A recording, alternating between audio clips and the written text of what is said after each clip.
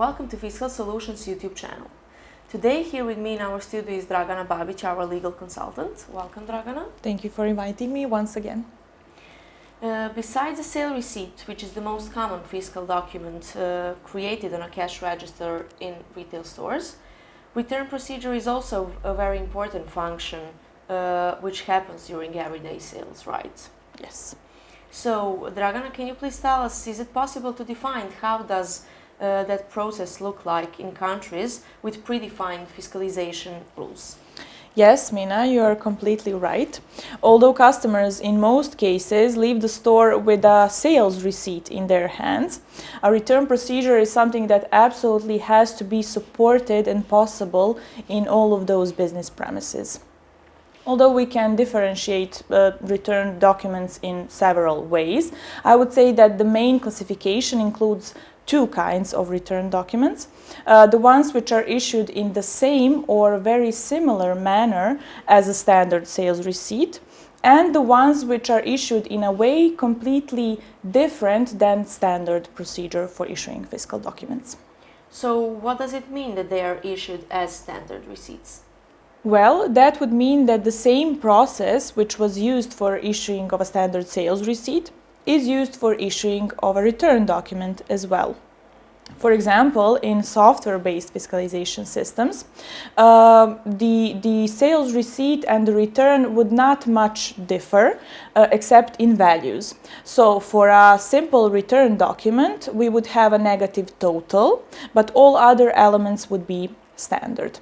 That is the case, for example, in Croatia, Slovenia, Czech Republic, Austria, even in France, although it is not a software-based fiscalization system country.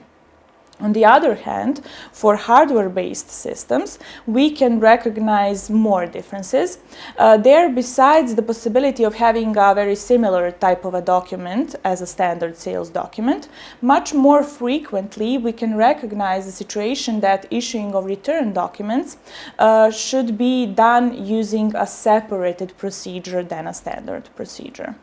For the first option, so having a similar type of a document or similar type of issuing of fiscal documents for return and sales, not always is possible to have a negative total.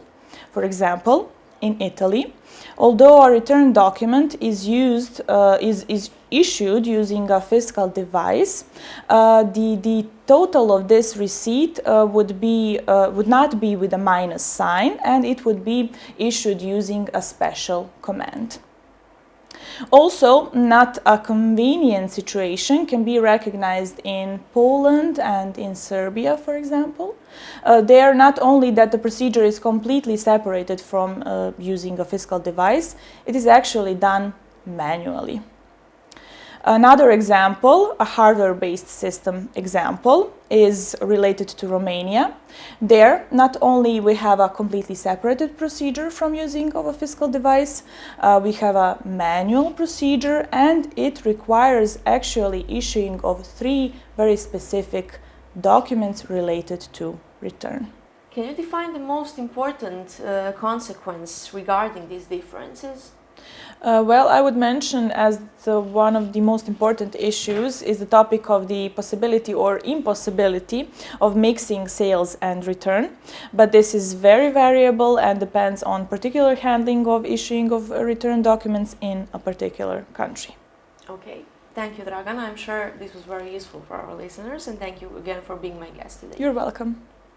In this year, we are preparing many interesting topics for you, so if there is something specific that you would like to hear, feel free to leave us a comment below.